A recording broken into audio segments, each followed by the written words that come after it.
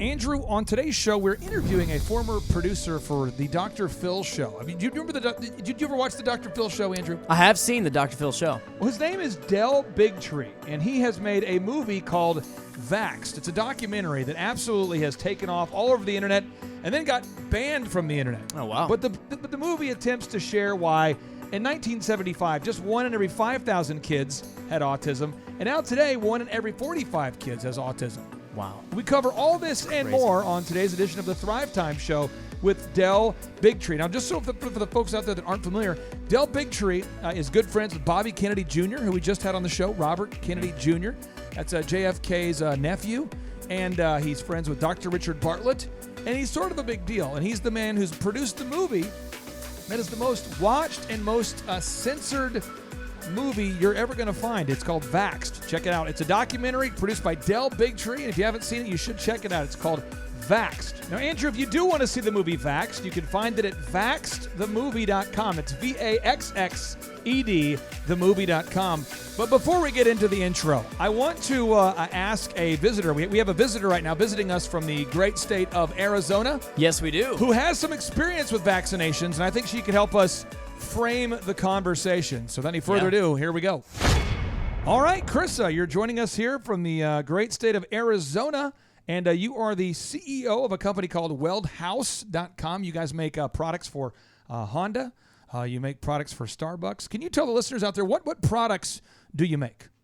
Oh, we make some super cool products using American metal that we save from junkyards. I personally have pulled out a hood from a pile of rotting metal, and we have transformed it into a coffee table. Wow. Yeah, it's our wow factor for sure. What are some of the bigger brands that your company has made these custom pieces of furniture for?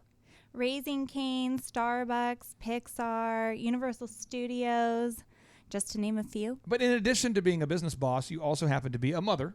I am. And tell us your vaccination story, because what you were just saying off air was blowing my mind. And so I wanted to have you share that story if you could. Yeah, absolutely. So I gave birth in a different way nowadays. I gave birth at home, and it was a natural birth and something that I'm super proud of. So I have a little bit of a different view than most people do in our society, but I didn't go to a traditional doctor, a traditional pediatrician with my daughter until one time that I did, and I was pressured into getting one of the vaccinations. And it was actually the whooping cough vaccination. Really? Yeah. And I felt obligated. It wasn't, in my gut instinct, I did not want to listen, but the pressure is real when you're in those scenarios because parent guilt, oh man, that can hit you so hard. But you want to make sure that you're doing the right thing by your kid. So I made the decision to go ahead and pull the trigger and get that one vaccination because I knew all along that I wanted to do a delayed schedule. And there's actually quite a few books on this. If you're going to vaccinate, consider doing a delayed schedule instead to let the brain develop further before pumping these chemicals into your child's body. And there's a book called Plague of Corruption, by the way, written by Dr. Judy Mikovits, who we've had on this show, that explains the terrible things that are in many vaccines. And also Robert Kennedy Jr., we've interviewed him on the show, and he explains the terrible things that happen to vaccines. And so I would encourage anybody out there to do your research before injecting your child with a vaccine. And because we have kids, and my wife has dealt with the same scenario you have, the pressure they put on moms is unbelievable. They put unbelievable pressure on you to vaccinate your kids. And anyway, back to you. I just want to make sure that people know that you are not a crazy person. Thank you for that. Yeah, and so after she received that vaccination, she started having seizures. At 4 months old, she had 11 seizures within 1 month. I mean, to watch your child, to be able to recognize when your child is going to go into a seizure and not have anything that you can do for them, but write it out. And thankfully, my daughter hasn't had any more seizures, but we have not given her any other vaccinations. Are you familiar with Del Bigtree? Have you ever read his research or seen his movies or anything? No, I haven't, but I'm super intrigued, and I definitely will be On your watching. airplane home, if you go to vaxedthemovie.com, vaxedthemovie.com, I promise you'll be blown away. His research is next level. And Andrew, now without any further ado, it's time to bring on the man, the myth, the legend on today's edition of the Thrive Time Show on your radio and podcast download. Our interview with Del Bigtree. Some shows don't need a celebrity narrator to introduce the show, but this show does. 2 men, 8 kids, co-created by 2 different women, 13 multi-million-dollar businesses. Ladies and gentlemen, welcome to the Thrive Time Show. Now, 3, 2, 1, here we go! Started from the bottom, now we here. Started from the bottom, and we'll show you how to get here. Started from the bottom, now we here. We started from the bottom, now we here. Started from the bottom. Yes, and yes. Thrive Nation, on today's show, we have an incredible guest who you keep asking me to have on the Thrive Time Show. Many of you listeners follow this guy religiously. Bobby Kennedy Jr. said you got to have this guy on the show. Dr. Richard Bartlett says you have to have this guy on the show. And now, ladies and gentlemen, without any further ado, Del Bigtree is on the Thrive Time Show. Del, welcome aboard. How are you, sir? I'm awesome, man. How you doing? Brother, I'm excited to have you on the show. You're a larger-than-life a figure, and our 500,000 listeners absolutely love you. But tell us, where did you come from? I mean, how did you grow up, and kind of tell us where it all started. If I go back that far, we'll be talking for days. But, you know, what really gets me in the middle of this is I ended up being I went to Hollywood, wanted to be making films, and backed my way into being a producer on the Dr. Phil show. I was shooting cameras and things like that, started doing interviews, and next thing I knew, that was the course my career took. So I was a producer on the Dr. Phil show for about 4 or 5 years, and then they created the show called The Doctors on CBS. It was actually run by his son, Jay McGraw. I was involved in the very beginning. I got teamed up with a new executive producer that was trying to figure out how we turn medicine into sort of an entertainment talk show. And I won an Emmy Award on that. I worked on The Doctors for 6 years. There was about 7 producers like me. We produced, 7 shows a week, and each producer would have to fill up an entire show. And so I had that job. And I guess you could say I was one of the more controversial producers on the show. I like doing stories that, challenge status quo, especially if there was a company like, for instance, Monsanto. When Monsanto, the glyphosate, which is sprayed on 80% of our crops, their product Roundup, when the World Health Organization said that was probably carcinogenic to humans, which is the second highest cancer rating there is, I reached out to Monsanto and said, hey, would you like to defend your product on the show? They said yes. And so I brought a GMO activist onto the show to have a debate about it. Really fiery show that is now actually being used in court. If you see these court cases where Monsanto's losing billions of dollars, they're actually using footage because I got Donna Farmer, the head of pharmacology, onto the show. And we now know she lied on the show to the public because her emails, internal emails, have been made available, and we know that she's got conflict. So those are the types of things I'm into investigating difficult stories. You are a researcher, and you're a guy who's really into facts more so than feelings, is how I would describe you. You look at the facts, and then the facts dictate how you feel about a subject. And I know you've done research on this, and you actually produced the documentary Vaxxed, but I just want to read some statistics to the listeners that they might not know. In 1975, 1 in every 5,000 kids had autism. Fast forward to 1982, 1 in every 2,500 kids had autism. Fast forward to 1994, 1 in every 500 kids has autism. In 2000, 1 in every 660 kids has autism. 2009, 1 in every 110 kids has autism. 2013, 1 in every 45 kids has autism. It would appear as though there's a correlation between, as we're getting closer to recent history, more and more kids are getting autism. Can you explain to us what is going on and why more and more kids are getting autism? Because 1 in every 45 kids, that's a scary number, my friend. Explain what's going on. Well, first of all, let me give you their explanations, the ones that say that it has nothing to do with vaccines or anything like that. What we're being told is that we're just diagnosing it better, that's why we're seeing these increases. which, I mean, that's just so people understand, as a journalist, you look for red flags, right? You look for things that don't line up or make sense. And that statement makes me investigate harder because it makes no sense. To begin with, in order to say we're just diagnosing it better, and as you laid out, every 10 years we're seeing this massive increase, you have to ask yourself, what if medicine keeps diagnosing it better, when are they going to get it right? Right? Where are we going to be when they finally get it right? 1 and 2?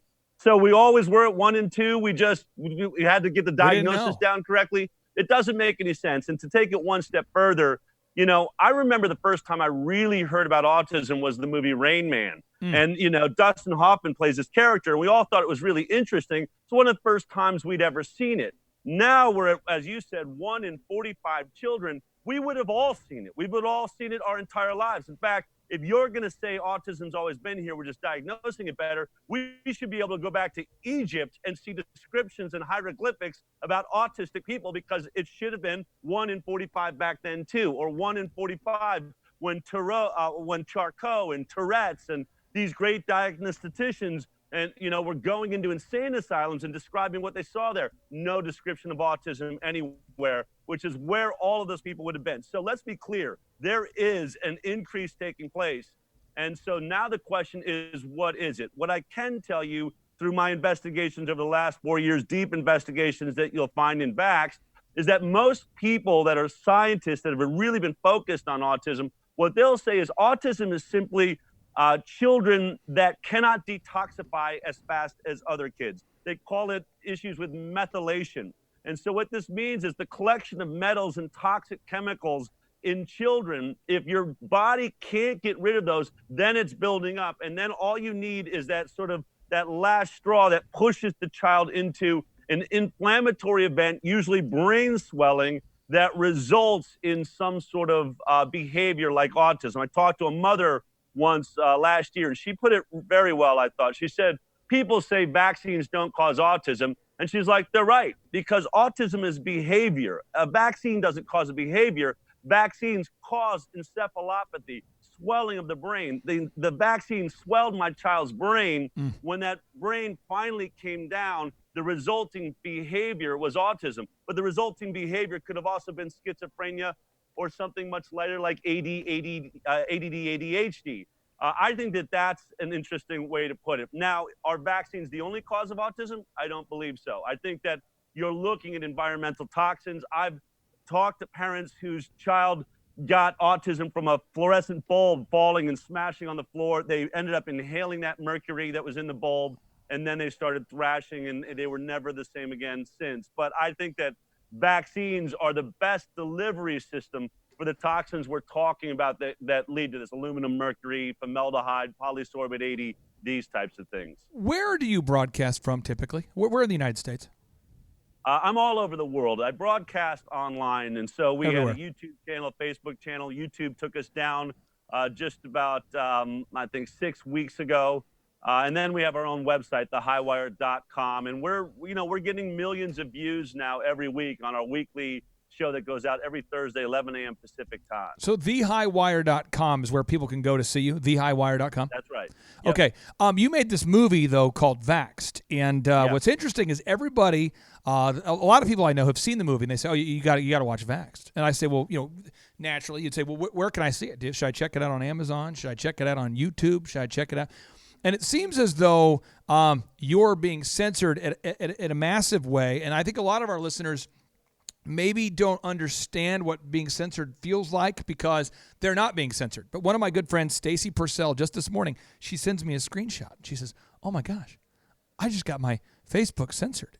Boom. She put a post up there, gets censored. Where are you censored, and where can people still watch the film Vaxxed?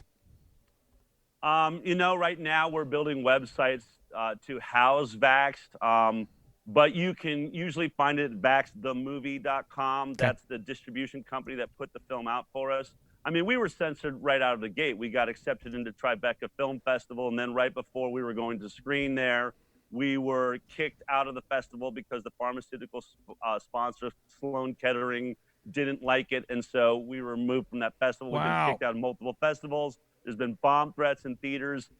It is a very powerful film. And yeah, censorship in many ways, it's scary. It's terrifying. We're seeing it in levels dealing with the election right now. All of this are things that we're going to have to address. It's very, very scary. If, I always think about Nazi Germany, and I think about, how many people were saying there are concentration camps. They are burning human beings alive.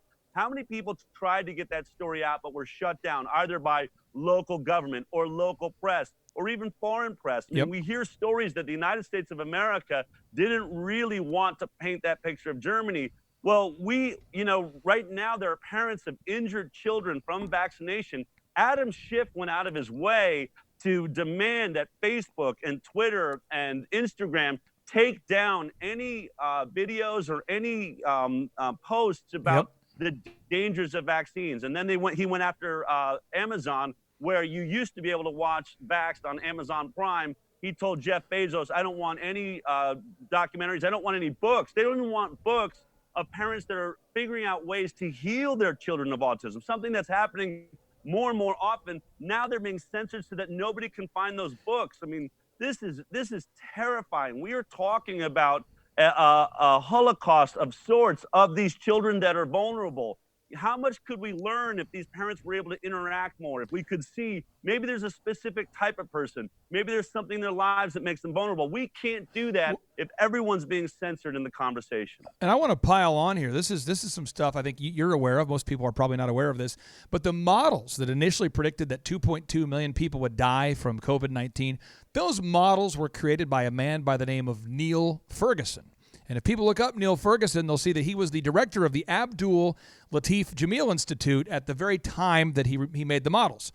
And one might say, who funded the Abdul Latif Jameel Institute? And if you just do a quick Google search or a DuckDuckGo, you'll see that Amazon funded the Abdul Latif Jameel Institute to the tune of $700 million right before they released these models. And oh, by the way, Amazon was so aware that we might have a coronavirus that they auto-wrapped, they made and auto-wrapped 100,000 vehicles that they would not need unless there was a pandemic before there was a pandemic. And so what you're saying is 100% true. My book, Fear Unmasked, got banned from Amazon for being hate speech. Mind you, you could still buy Mein Kampf. And in China now, there's 5 million people in concentration camps. And so here we have some topical news. And I don't mean to paint you into a corner with this question. So if you want to punt, feel free to punt. Wall Street Journal, this is October 16th, reads, Zuckerberg, Dorsey, and the head of Google to testify on content policies. Finally, what are your thoughts on this? Now, if Zuckerberg and Dorsey finally have to, they've been subpoenaed. What are your thoughts on this?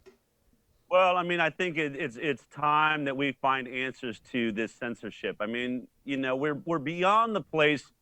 It's a very difficult conversation. And, I'm more leaning towards libertarian perspectives. I don't want the government involved where it doesn't need to be. I want as little government as possible. But we're hitting a place. And so, because of that, we don't want to have to tell Facebook what they can and cannot say. But they're really at a certain point, it's sort of like a toll road.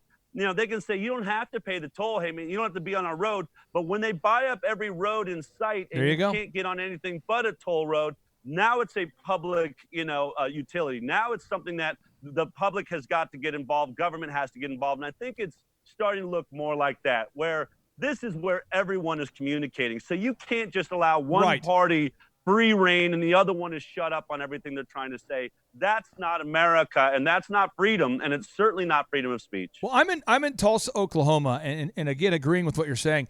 If I was running for mayor of Tulsa, and I'm not, but typically if you were running for mayor, what you'd do is you'd go to the Golden Corral, you know the deal, Del. You'd go to the local country club. You'd go to all the events. You'd shake hands. How you doing? Hey, I want to earn your vote. Now we're saying we need to stay inside. We can't go outside. We can't go into the town square. We can't go into Main Street. And so now the internet, the information superhighway is where everybody goes. And now we're saying you can't share your thoughts there because that's hate speech. And so what you're doing is something I have prayed for you by name, specifically for you, because what you're doing is you're out front. And when you're out front, you got to be taking some heat. Can we talk about Dr. Fauci? He's been in office since 1984. He was appointed as the director of the National Institute of Allergy and Infectious Diseases. He has a very close relationship with Bill Gates. And can you maybe share, Dr. Fauci, should we be trusting Dr. Fauci and Bill Gates? Look, I can have my own opinion, but by watching people, this is where I want people to just critically think. Name one thing that Tony Fauci has said about this coronavirus pandemic that lasted for longer than 2 weeks. The man has flip-flopped and changed his statements so often, all the way back. You can go back to when he said, no, mask, don't wear a mask. In fact, it's a false sense of security. It could even create dangers, could create other health problems. And now he's like, oh, no, you have to wear a mask. I mean, it has been unending. There's not a single thing this man has said that we can stand by. And so, no, I don't think, just on what most people watch, you shouldn't be trusting him. But the investigations I've done, clearly, I do not believe you can be trusting him. And we're talking about somebody that is on the board of Bill and Melinda Gates Foundation. So is Deborah Birx. These people are all involved with the WHO. The WHO has an agenda for the world, which is to forcibly vaccinate everyone on the planet and get them under their control. And I think that in the end, when we look back on this, I hope there are at least investigations based on treason and crimes against humanity on Bill Gates and Tony Fauci, because I believe they have worked with foreign agents, especially scientists in China and other, countries, to propagate and, in many ways, a fraud on America based on this pandemic that is destroying our economy at a moment where we had finally gotten ourselves back into the #1 economy position in the world. Now China is the only one online. They're the only ones that are working. They're the only ones that are really out of their pandemic. We're still in it. Biden's promising to lock us down and mask us up until we have no jobs left. The future of America is hanging in the balance. And these, agenda-driven lackeys for, I believe, if not foreign agents, certainly, we're hearing more and more of, a world order, a new world order. I think this is something that has to be investigated by the United States of America. Our Constitution is under attack. Our rights are under attack. Our businesses are under attack. And frankly, when people want to talk about the 200,000 deaths from this illness, I say, how many people would we be willing to risk in a war if we were fighting China to hold on to America, to hold on to our jobs, to hold on to our land? We would march millions of our best and brightest into a war to make sure that we did not lose our, out to China, so that they are basically owning and enslaving America. We're on the verge of doing that over this tiny little virus that, yes, is problematic for 1/4% of our population, but somebody better step up and wake up their minds. And Tony Fauci is at the front of this gigantic lie. And I'm just going to supply a lot of facts for the listeners out there. If anybody out there listening or watching goes to timetofreeamerica.com and you click on the button on timetofreeamerica.com that says the truth about the vaccine, Bill Gates, this vaccine, this RNA modifying vaccine being developed, it is disturbing. And when you look at Microsoft pulling out the patent, I'll read you the patent number. The patent number is W02020060606. It has cryptocurrency system in it. It's using body activity. It's got nanotechnology, RNA modifying technology, all of this in a vaccine that, frankly, isn't dangerous to the average person. And then you have a guy like Dr. Richard Bartlett from Texas, who I know you've met, Dr. Richard Bartlett, a former top advisor to Governor Perry, who's treated, his protocol has been used to treat over 1,000 people with 0 deaths. Can you please explain what an RNA modifying vaccine looks like and why that is so horrifying? Because I don't think most people know when they hear RNA modifying, when they hear about it's almost too much, and people go, I don't know what this is. I don't know. Can you kind of explain why that's a bad thing? Well, let me just sort of generalize to it, because there's a lot of moving parts and the scientists could probably tear it apart. But here's what you need to know. mRNA, the RNA is the message that is sent out to our cells by our DNA. We are inserting a synthetic RNA message that our body and our cells think came from our DNA. In many ways, it's like a God vaccine. We're interjecting a message to our cells to start essentially create, like what this is turning your body into the vaccine manufacturer. We tell the cell to create the virus. We're injecting a message that basically of the spike protein of COVID-19, the cell creates the virus so that then the body sees it and starts making antibodies. And so the entire process is like turning our bodies into factories of both the disease and the vaccination against it. It's an outrageous concept, and perhaps 100 years down the road may be very interesting. But it has been a failure for 20 years. It is one of the most dangerous attempted vaccines of all times. Every coronavirus vaccine over the last 20 years has been diabolical in the animal trials, causing a problem called immune enhancement, where the lungs, are seize up, cytokine storm, organ failure. Dale, this is what we're rushing. Dale, we should not be rushing technology like this. Dale, I want to get off this ride. Like when you're a kid, you get on the roller coaster and it starts going up, and you're like, I want to go on the ride because you're the cool middle school kid. I want to go on the ride. You want to go on the ride? You tell your parents, I want to go on this ride. And then when you look down, you go, I don't want to go on this ride. I think that's where America is right now. I think a lot of Americans are going, I don't want to be on this ride. And I think, but I think what's happening is we have to pick a side. We have to choose a side. We can't sit this one out. You can't just duck down in the roller coaster of love and hope that it all works out. I need some encouragement. We know that President Trump won the last election, and we know he won the last election, and no one saw it coming. And we know he won with 8% of the black vote. Many of my friends who are black told me that it was hard to find a lot of black people in favor of President Trump at the time. The Hispanic vote, he didn't have the majority of the vote. Now I'm hearing more and more people who are not white who are telling me, hey, I got a lot of my buddies that are voting for Trump. Or you're seeing more and more of there wasn't a Candace Owens, there wasn't a Jack Brewer, there wasn't an outspoken Herschel Walker. We had Ben Carson on the show. These people weren't as outspoken as they are now. Give us some hope. And what can we do, my friend? Now that we know that there's a big problem. We know that there's fake models that made us shut down. We know there's these ridiculous false positive PCR tests to justify the lockdown. We know that all roads lead to the gates of hell with these vaccines. Give us some hope. Give us some encouragement. What can we do, Del? Okay. Well, look, first of all, I run everything I do through a nonprofit, so I'm not going to tell anybody how to vote. But what I will say is all the cards are on the table. And one of the things that has been very beneficial about this pandemic for someone like me that has been traveling the world and talking about vaccine injury and how real it is and how bad the vaccine tests have been, the actual safety trials, as we've proven with our nonprofit, we've won lawsuits against the National Institute of Health, CDC, FDA, Health and Human Services. So all of those are encouraging developments. We have proven that not a single childhood vaccine was ever tested against a saline placebo. That's the gold standard. Well, one thing that's happened is we petitioned the FDA and said, because of your past record, we will let the world know that you didn't have a proper safety study. If in the phase 3 trials there is not a saline placebo group, guess what? About 3 days later, the FDA shut down phase 3 trials and then came back and said there's a saline placebo group. So at least we're moving in the right direction with the type of safety testing that's going on.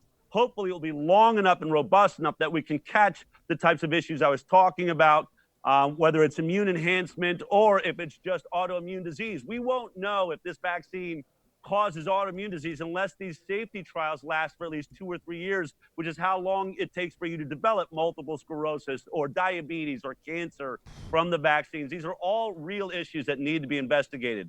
But what I want to say is, in the middle of this, when I started this, there was maybe 5 or 10% of people that really questioning vaccines, asking the right questions. Now we went from in June, 7 out of 10 Americans was saying that they would definitely line up for the COVID-19 vaccine as soon as it was ready. Now we're hearing it's much more like 7 out of 10 will not, or saying, I will not take that vaccine. I don't trust the safety. That means America is waking up. And they're starting to ask the right questions. What makes a product safe? How is this safety trial being done? What is the placebo group? How long is it going to be? This is where America and the world needs to be. Finally, people are starting to think for themselves. But when it comes down to voting, you're going to really have to ask yourself, am I going to be given a choice? Because to me, whether you believe in vaccines or you are against vaccines, you should be on the same table that your body is yours. You are not property of the United States government.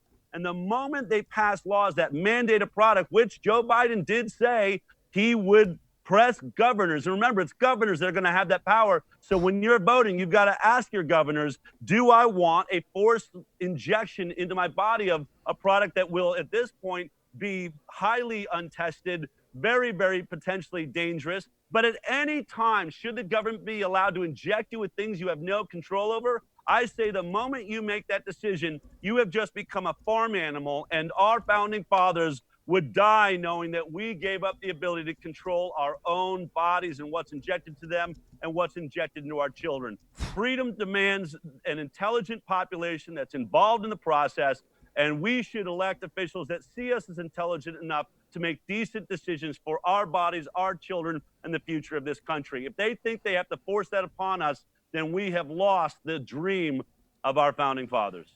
Del, you got a billboard. You have a massive billboard. You have a text message you could send out to the world. You could send an email that people would actually open. I mean, you could leave them a voicemail they would listen to.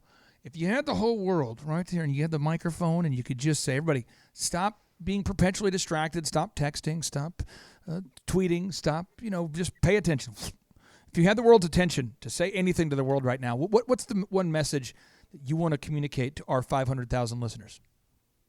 I would say stop the lockdown for everybody that is healthy immediately. I would join what is being stated by the Great Barrington Declaration.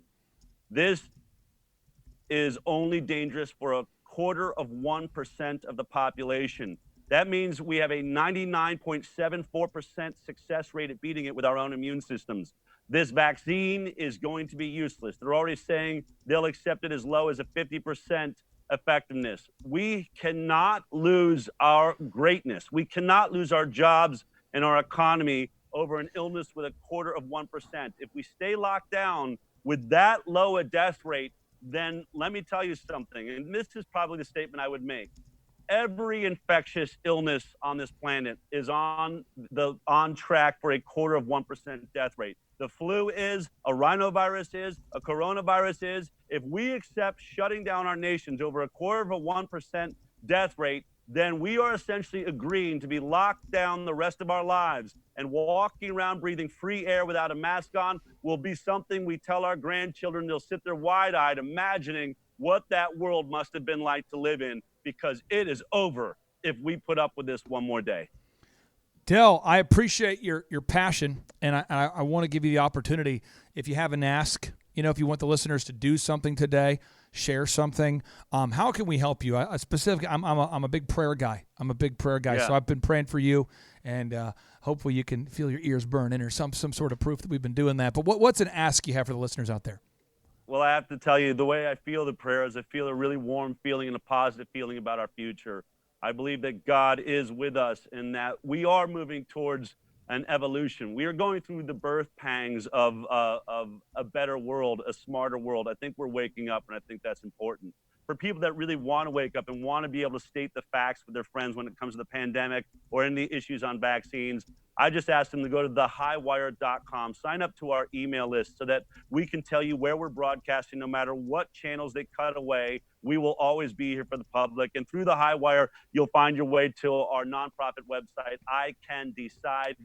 iCanDecide.org, where we have posted the debates, the lawsuits, everything that we've been involved with Health and Human Services, the FDA, and the CDC, along with talking points for people so that they have a better understanding of how vaccines are made, how they have really shirked the duty of safety. And so that's it. Just get involved. Like everything else, if you want to change the world, you've got to share podcasts. You got to share your videos. You got to share mine. You've got to get out and do the work, because we are being censored. But guess what? So were our founding fathers when they were trying to pass letters to each other about freedom. This is how this works. It's going to take the people.